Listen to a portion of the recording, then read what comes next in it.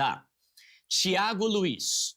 Duda, ó, só lembrando quem tá aqui no Instagram, se você quiser mandar pergunta, você tem que acessar pelo link que a gente deixou no Story. Aqui você só pode acompanhar, mas eu não vou ler nada aqui, tá? É só pra ver mesmo. Tiago Luiz. Duda, antes de você se tornar o primo pobre, como você e sua esposa dividiam as contas de casa e os salários de vocês, tá?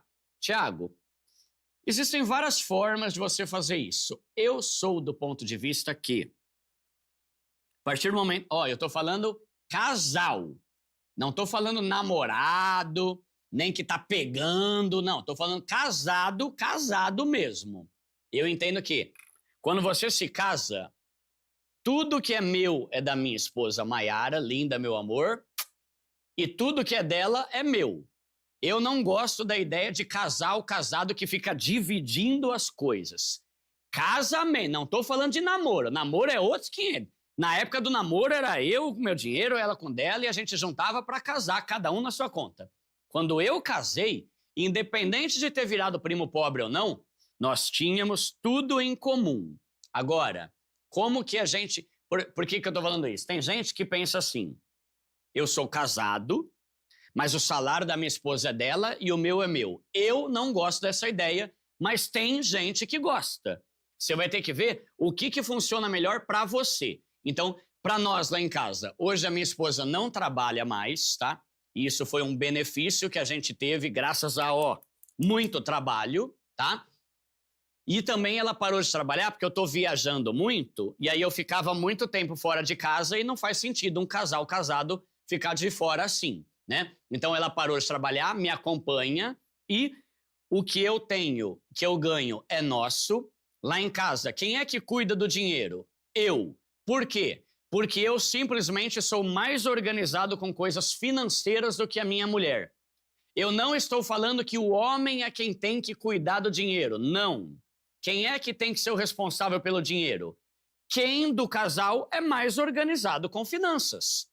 Eu conheço casais que a mulher cuida dessas coisas porque o homem não gosta. Não, cuida aí bem. Então, eu não gosto de padronizar isso. O homem que cuida do dinheiro. Não, eu acho que o homem ou a mulher, quem se é mais organizado, vai ter essa facilidade. Quando os dois são organizados, os dois podem cuidar junto. Agora, hoje, a gente ganha nosso dinheiro e a Maiara tem um valor fixo. Isso era algo que a gente já fazia antes de ter o canal, que eu acho ótimo para todo casal. Esses dias eu fui lá na Rádio Mix e falei sobre isso, né? A gente teve um programa lá só falando sobre finanças para casais. O que eu acho legal para um casal? Tem o salário? Define um valor para o marido gastar como ele quiser e define um valor para a esposa gastar como ela quiser. Ah, Duda, mas eu sou pobre. Eu também tinha um salário de 3 mil, mas era um valor pequeno para mim e um valor pequeno para ela. Hoje, a gente tem um valor mais alto, porque graças a Deus a nossa vida financeira mudou.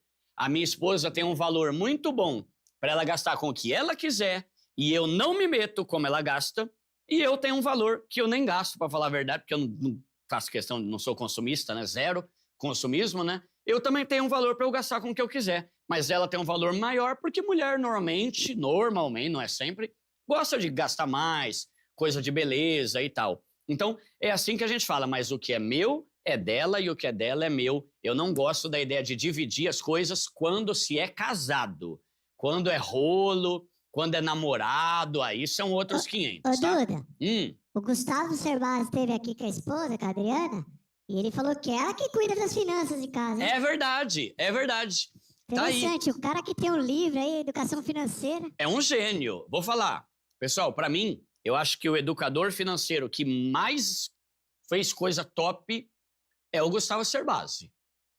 Por quê? Porque antes de surgir essa galera do YouTube, estão me ligando aqui, antes de surgir essa galera do YouTube, tipo Thiago Nigro, Natália Arcuri, ele já estava ensinando sobre educação financeira. Então eu admiro muito o Gustavo Cerbasi. E ele, quando veio aqui no nosso programa, ele falou, lá em casa é a minha mulher que cuida do nosso dinheiro. E tá tudo certo. É questão de conversar. Próxima pergunta, pobrezito. Tá. Carlos Adonias. Olha esse boneco aqui. Vou usar boné de aba reta, mano. É nóis, velho. Aqui é do funk, mano. Ó, Carlos Adonias. Você fala muito em renda fixa e sou fã e gosto da segurança da renda fixa. Você indica fundo imobiliários ou ações? Porque dá um certo medo da renda variável. Carlos, a gente tem medo daquilo que a gente não conhece. Eu já tive medo de ações. Por quê? Porque eu não manjava nada. Hoje eu não sou o melhor expert em ações, mas eu já estudei, já comecei a investir e hoje eu já não tenho medo. Tá? Então, primeira coisa, a gente tem medo de tudo aquilo que a gente não conhece. E como que a gente conhece? Estudando. No canal lá, no meu canal Primo Pobre, tem aula sobre ações, tem aula sobre fundo imobiliário, tá? Então, primeira coisa, você quer perder o medo? Estude. Ah, Duda, só estudar vai me fazer perder o medo? Não, você tem que investir para perder o medo. Tem gente que estuda, mas nunca começa a investir. Vai continuar inseguro do mesmo jeito. Você só perde o medo quando você estuda, aprende e faz, tá? Então, desses dois, eu falaria para você começar em fundo imobiliário. Porque fundo imobiliário tem menos volatilidade, tem menos altas e baixas do que o mundo das ações. Ações são muito legais, só que você tem que ter mais estômago para ir para ações do que para fundos imobiliários. Tá? Então, tem aula no canal, já veio um monte de especialista aqui no Pobre Show falar sobre fundos imobiliários. A gente tem até uma playlist sobre fundos imobiliários aqui no nosso canal. Estude. Mais cedo ou mais tarde, é bom você ir para a renda variável, mas vai sabendo o que você está fazendo. E não é muita coisa. Em uma semana você aprende muita coisa sobre fundos imobiliários. Inclusive, tem até curso de graça na internet sobre fundos imobiliários, tá? Se você procurar aí, você acha. Próximo, pobrezito. Pagar dívidas ou investir? Ou fazer simultâneo, os dois ao mesmo tempo? Vamos lá. Se você tem dívidas que estão te prejudicando, a prioridade é quitar essas dívidas. Agora, se você está falando de uma dívida que está sob controle, por exemplo, um financiamento imobiliário. Financiamento imobiliário pode demorar anos. Você vai esperar anos para começar a investir? Não. Então, se é uma dívida que está bem tranquila, controlada, que você está pagando direitinho e não está te assustando, você já pode começar a investir. Agora, se você está com dívida que está te prejudicando muito, com juros altíssimos, quitar a dívida é mais importante do que investir. Por quê? Por exemplo, dívida de cartão de crédito. Cara, um investimento vai te pagar 1% ao mês. Os juros do cartão de crédito são mais de 10% ao mês. Ou seja, de que adianta você investir para ganhar 1% ao mês, mas ao mesmo tempo você está se lascando aqui no cartão fatura, cheque especial com juros de 10%. 10 vezes pior o prejuízo do que o lucro do investimento. Então, depende muito se a dívida é controlada ou não. Próxima, pobrezito.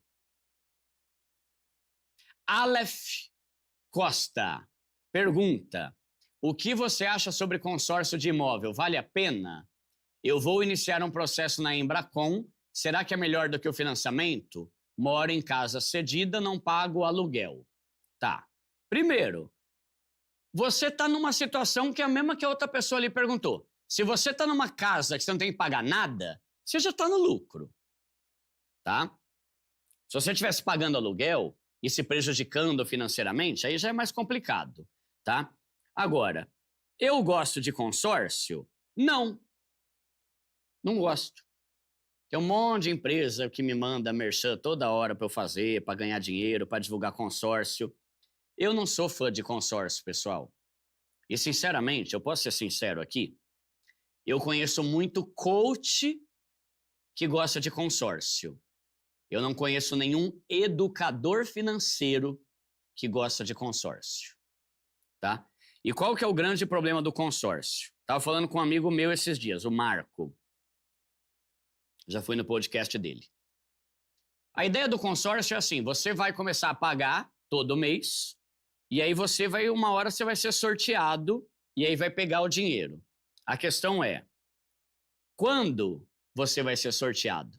Não sei. Eu conheço gente que já está pagando consórcio há mais de 8 anos e não é sorteado nunca. A minha experiência com consórcio, eu fiz um consórcio imobiliário lá atrás, e devia ser em 2010, eu acho. Eu pensei, eu vou fazer um consórcio, porque eu não estou com pressa,